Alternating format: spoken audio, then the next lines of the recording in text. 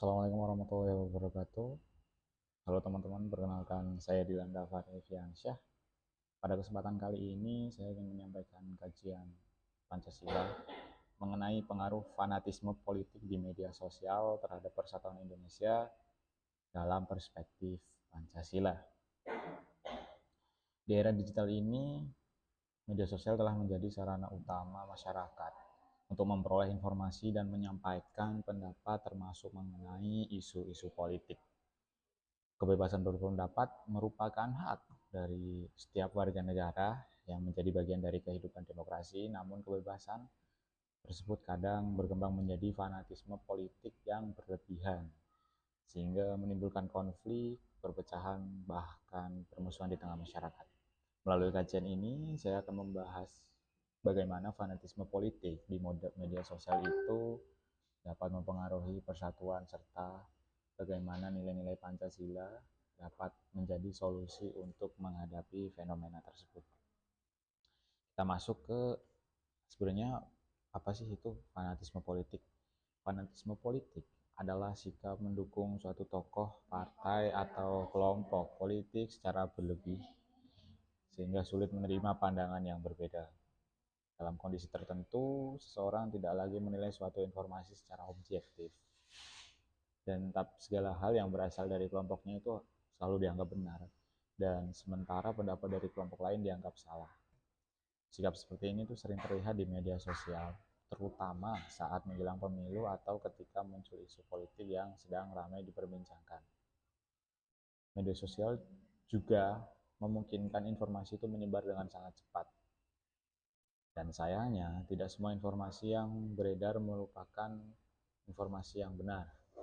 Banyak pengguna yang langsung membagikan informasi tanpa melakukan pengecekan terlebih dahulu, dikarenakan informasi tersebut sesuai dengan pandangan politik yang mereka dukung.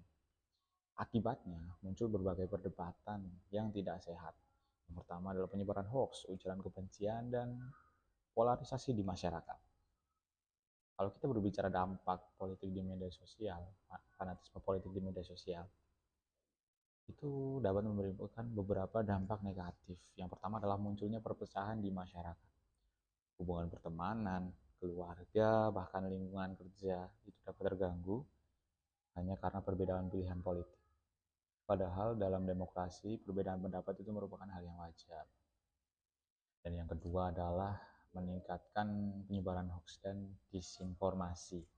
Banyak orang membagikan berita tanpa memeriksa kebenarannya terlebih dahulu, dikarenakan dia itu sudah terlalu fanatis dengan tokoh tersebut.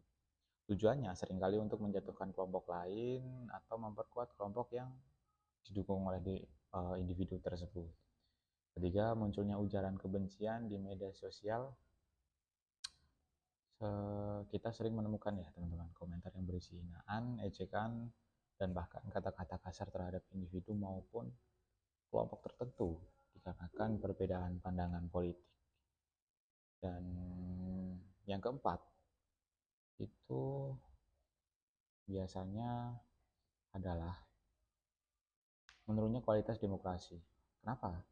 Karena demokrasi yang sehat seharusnya dibangun melalui dialog, diskusi, dan pertukaran gagasan. Namun ketika fanatisme politik terlalu kuat, masyarakat itu cenderung menolak berdiskusi dan hanya ingin memenangkan kelompoknya sendiri.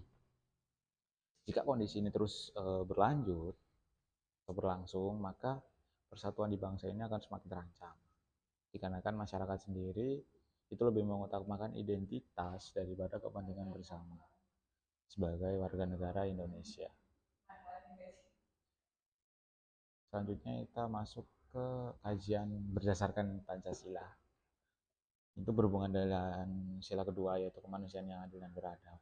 Pertama, sila kedua itu mengajarkan bahwasannya setiap manusia itu harus diperlakukan secara adil dan beradab.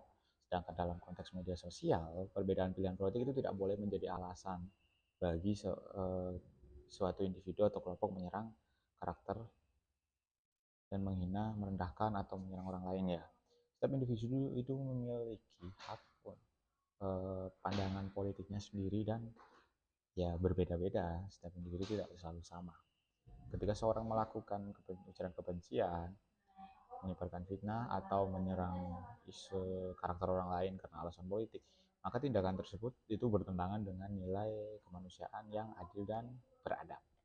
Sebagai masyarakat yang berlandaskan Pancasila, kita harus mampu menghargai martabat setiap orang meskipun ya pandangan politik yang kita miliki itu berbeda.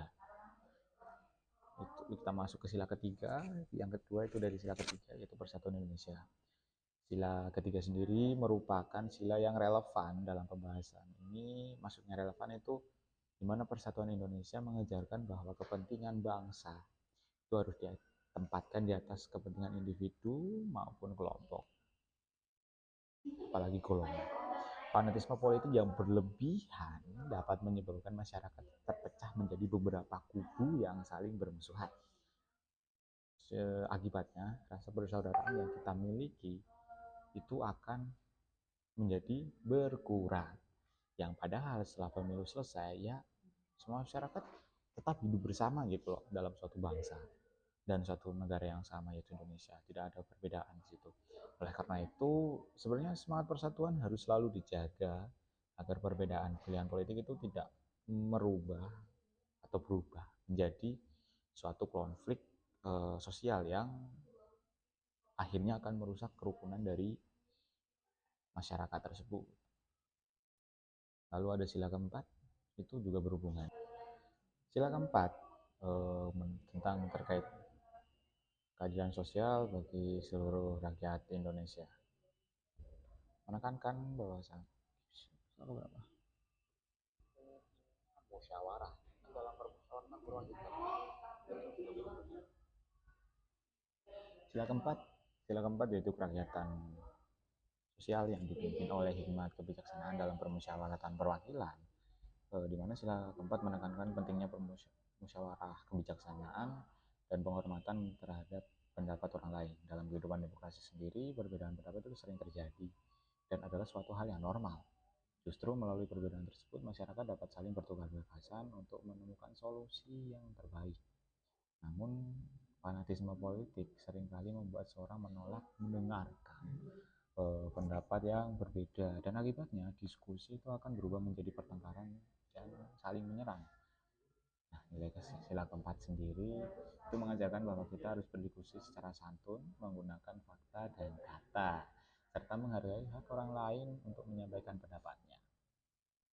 Dan pada sila kelima, yaitu keadilan sosial bagi seluruh rakyat Indonesia, di mana fanatisme politik sering membuat seseorang hanya memikirkan kepentingan kelompoknya sendiri. Padahal, jika kita melihat sila kelima, pada sila kelima itu sendiri itu mengajarkan bahwa tujuan utama kehidupan berbangsa adalah menciptakan kesejahteraan dan keadilan bagi seluruh rakyat Indonesia. Artinya, dalam berpolitik kita seharusnya lebih fokus pada program, gagasan, dan kebijakan yang bermanfaat bagi masyarakat luas, daripada mungkin kita hanya sekedar membela kelompok tertentu mungkin tanpa mempertimbangkan dampaknya bagi bangsa. Jika kita melihat hal-hal tersebut, yang bisa kita lakukan memberikan solusi berdasarkan nilai-nilai tersebut, ya pertama untuk mengurangi dampak negatif fanatisme politik di media sosial itu sebenarnya ada beberapa langkah yang dapat dilakukan. Pertama adalah membiasakan diri melakukan verifikasi informasi melalui sebelum membagikannya. Kedua, menghargai perbedaan pendapat dan pilihan politik. Ketiga, menghindari penggunaan kata-kata yang kasar atau bisa dibilang ujaran kebencian saat berdiskusi. Keempat, mengutamakan kepentingan bangsa di atas kepentingan kelompok. Dan yang kelima adalah menjadikan Pancasila sebagai pedoman dalam menggunakan media sosial dan berpartisipasi mungkin dalam kehidupan demokrasi. Sebagai penutup, fanatisme politik yang berlebihan di media sosial dapat menimbulkan berbagai dampak negatif, secara perpecahan, penyebaran hoax, dan menurunnya kualitas demokrasi. Melalui nilai-nilai Pancasila, khususnya sila kedua, ketiga, empat, dan kelima, kita diajarkan untuk menghormati sesama manusia, menjaga persatuan, berdiskusi secara bijaksana, serta mengutamakan kepentingan bersama. Sebagai mahasiswa dari generasi yang muda tentunya, kita memiliki tanggung jawab untuk menciptakan ruang digital yang sehat, kritis, dan tetap menjunjung tinggi nilai-nilai Pancasila. Sekian kajian yang dapat saya sampaikan. Terima kasih atas perhatiannya. Kurang lebihnya saya mohon maaf. Wassalamualaikum warahmatullahi wabarakatuh.